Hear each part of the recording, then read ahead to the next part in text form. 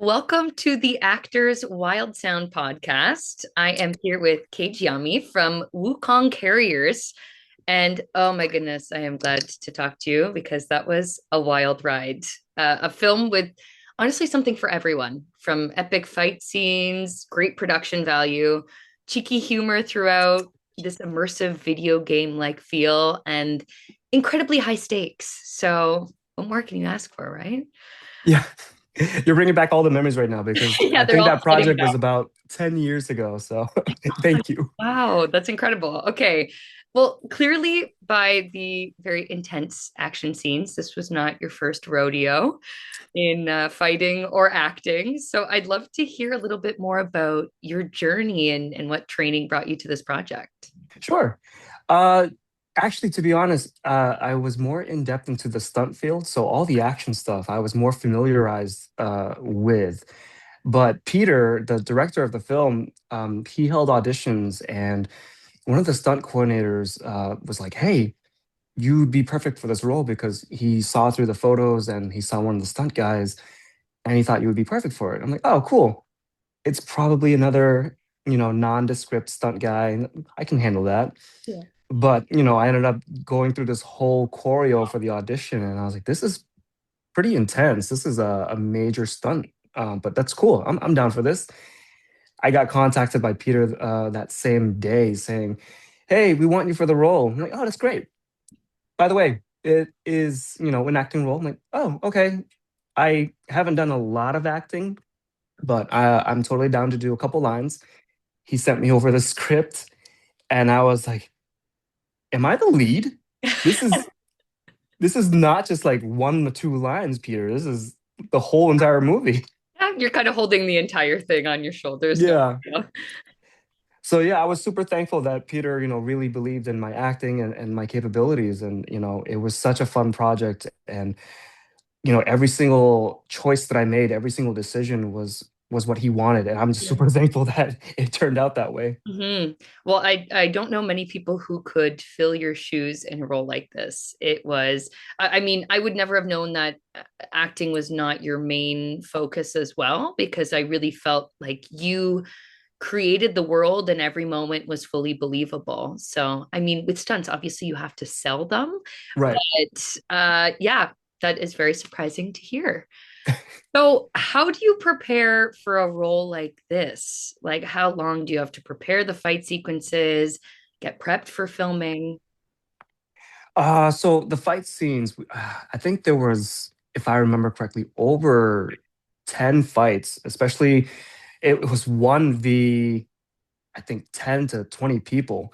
So each one had like their own exchange, and it was tough because even on the fly, on a day of, we had to do those exchanges, and then we would make subtle changes, which Uh, changes the whole choreo.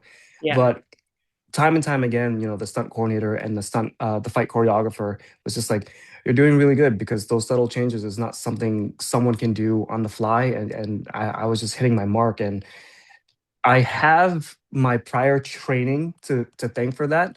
Um, and also I have my, my stunt team to thank for that as well, because everyone believed in me. Everyone was doing their part, and everyone was making it so much easier for me to just memorize what I'm supposed to be doing. Um, but yeah, the fight scenes, it took about a good 2 months of training and memorizing each choreo. And then the day of, we would film that whole day. Like a 1 minute fight turned into a 16-hour shoot. Oh my goodness. And No it one was are tough too allowed to be because, on set in this kind of thing. yeah, Oh it my. was tough too because there were not just the fight scenes, there were some action scenes where it involved chasing. Um, and I know how to ride a bike, but do I know how to ride a bike on set or at the same time on the streets of New York and just Yeah. like, all right, this is Chinatown. We want you to fly down this alleyway and come to a hard break. And I remember the first time trying to ride the bicycle, I was like, "Oh, yeah, I know how to ride a bike. It's easy." But I haven't ridden one in like 5 years. So I tried to come to a hard stop and I flipped the bike over and myself over. I was just like, okay, no one saw that, right? That's not embarrassing for anyone. Not filming? Okay, great. Good start. Good start. I recognize some of those streets in Chinatown in New York. Yeah. I had stayed around the area. I was like, oh wow, they're really doing it. Was it a closed set or? No, we had some pedestrians that were natural pedestrians. We Well, did have some PAs, block off some of the locations, but the typical um, Asian people in Chinatown, the older folks, they don't care. They'll just walk through, and I'm like, that's fine. yeah, Just let them. It's okay. they're used to it. I feel like that is a. I've seen this specific location in actually quite a few films. So I noticed it in The Penguin as well, the recent show on HBO. So Yeah. I can imagine they're used to people doing all kinds of wild things in their midst.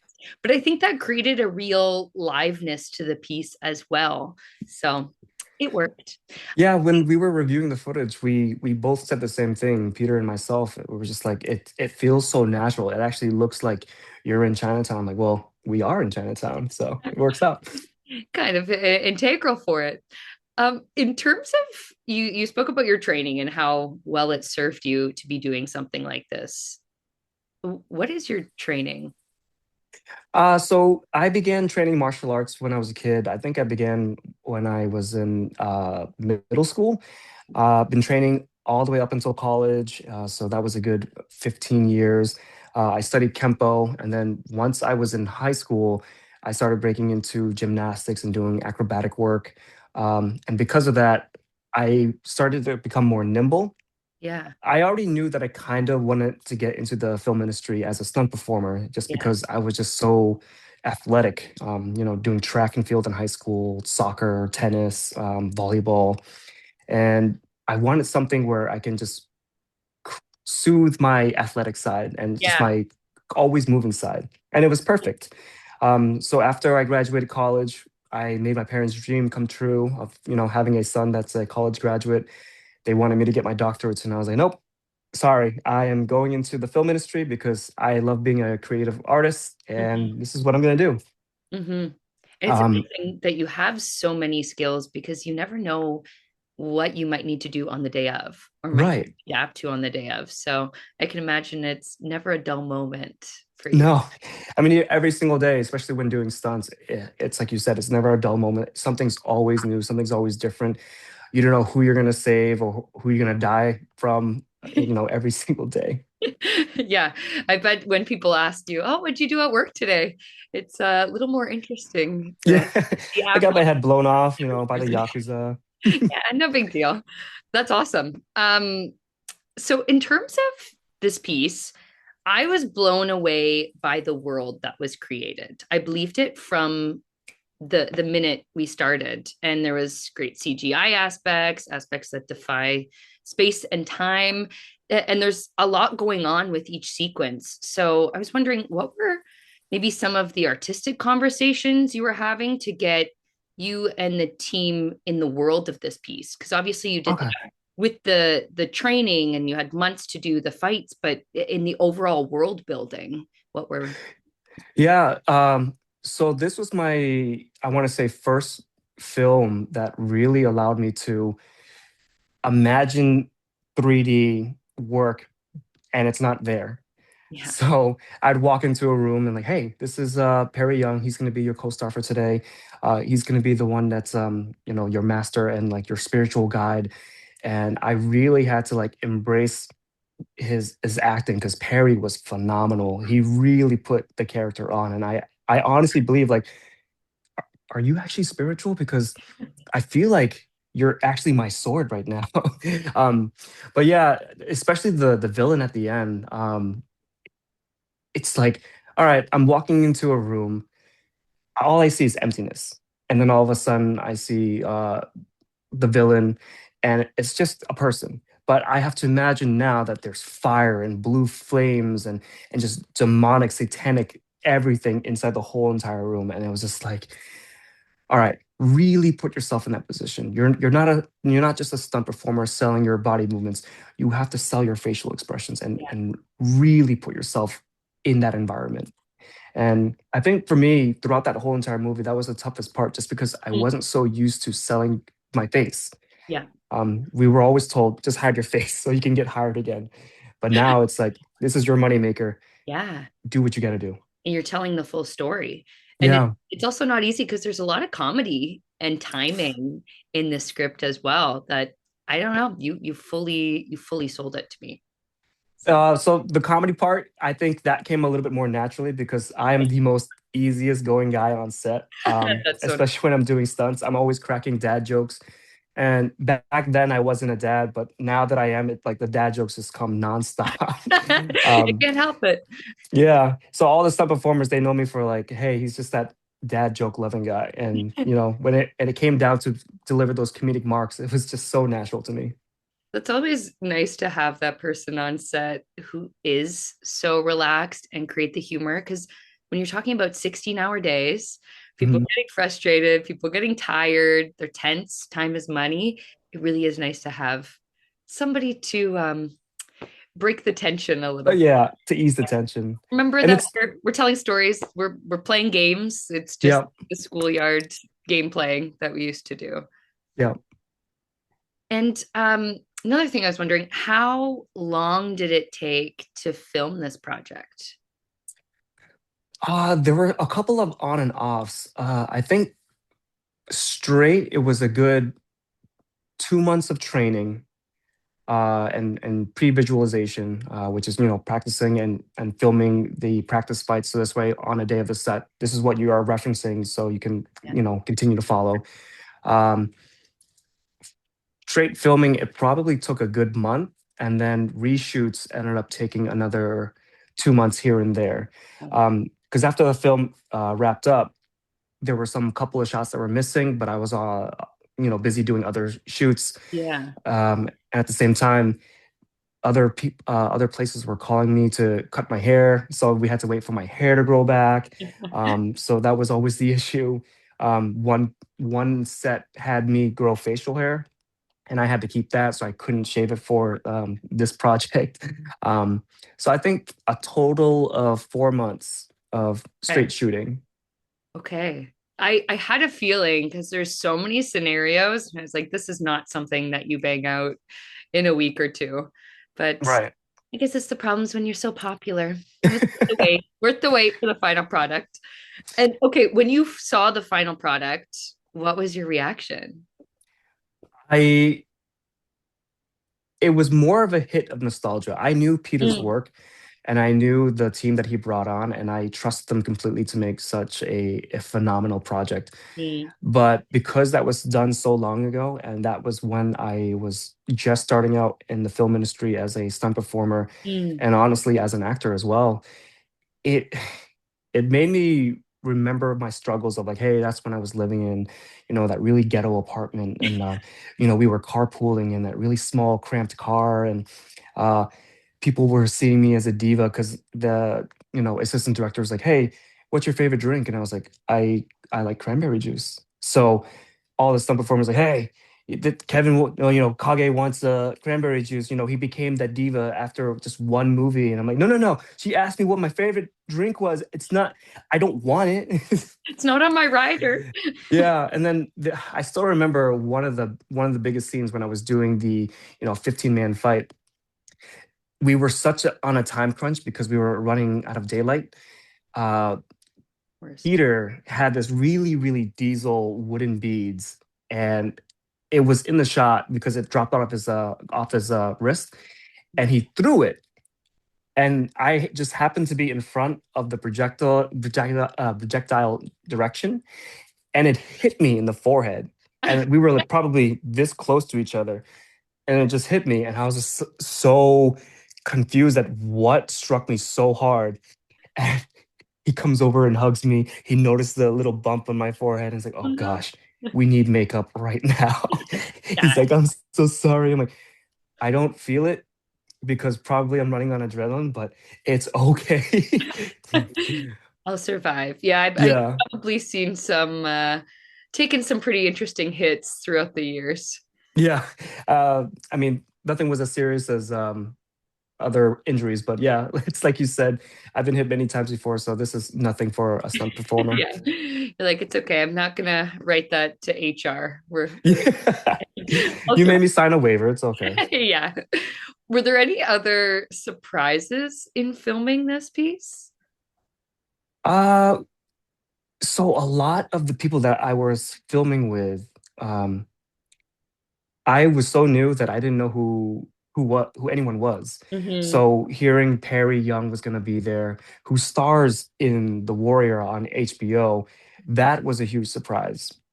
So having worked with him, and then all of a sudden I see him on HBO, I'm like, oh my God, that is Perry. And then hearing about his backstory too, specifically, was just like, oh yeah, I am a master flute maker. I didn't even know something like that existed. And for him to be well known all around the world as a flute musician, but not only just the musician part, he makes his own flute and sells them for a decent chunk of money.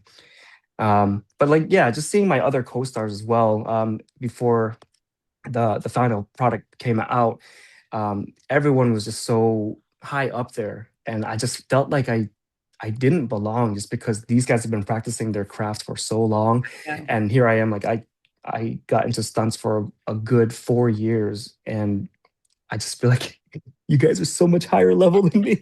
The imposter syndrome is real. I get that. Yeah. But definitely, I think you can see from the final product that, oh yeah, you rose to the challenge.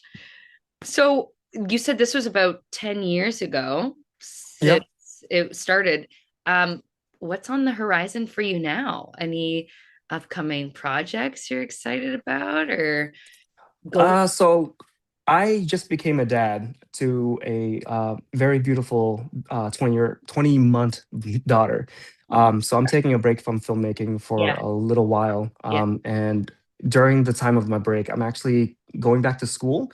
amazing. I never thought I would go back to school, but I just wanted to make sure that my daughter knows that even though I'm so athletic and your dad can't sit still, um, the importance of education is still there, Yeah, and that you can always fall back to that if anything fails. Say, knock on wood, that I get injured on set and I yeah. can't be as active as I can be anymore. I now have my degree to go back on, like, hey, I can now get this and still provide for my family. And I That want you to be able to think that same way when you're older. Yeah, and it's really nice because you really did go for your dreams, despite maybe what mom and dad initially wanted. And it's paid off, right? So Right. I think it's really nice to have said, yeah, I've done it. I'm still doing it, but it's great to have those options. And they feed one another. Learning and education you can always bring to your work on set too.